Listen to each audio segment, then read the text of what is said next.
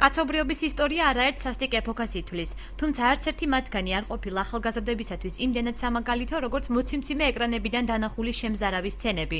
ჯერ კიდევ 1967 წელს წერდა ფსიქოლოგი ჯორჯ გერბნერი.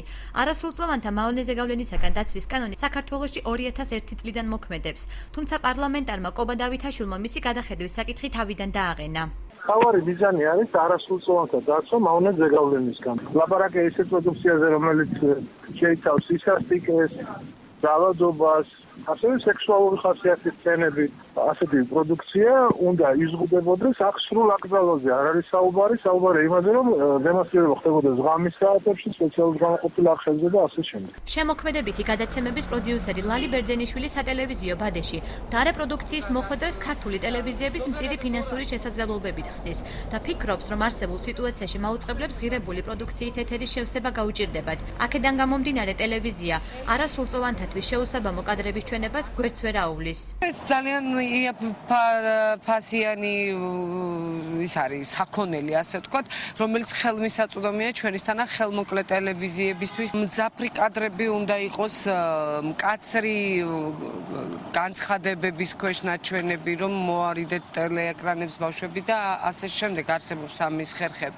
არსებობს გამოუვალი სიტუაცია, როცა იღებენ ამ გადაწყვეტილებას პოლიტიკური თუ საზოგადოებრივი ვთქვათ განწყობის გამო. ფსიქოლოგი ქეთი ბერიძე თვლის, რომ ტელევიზია პირდაპირ გავლენას ახდენს არასრულწლოვანის ფსიქიკაზე.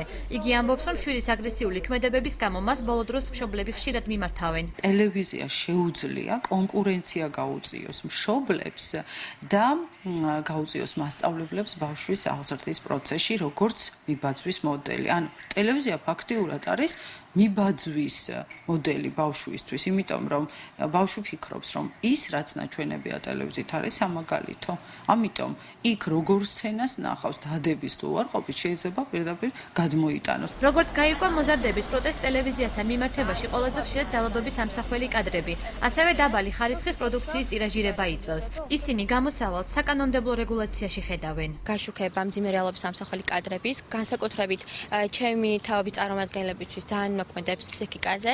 სერიალებში და მულტფილმებში არ არის დარეგულირებული ეს საკითხიც, მასშიც არის ის რაც ჩვენი მენტალობისთვის მიუღებელია. კანონპროექტი პარლამენტში უკვე წარდგენილია, მისი განხილვა კვირის ბოლოს იგეგმება.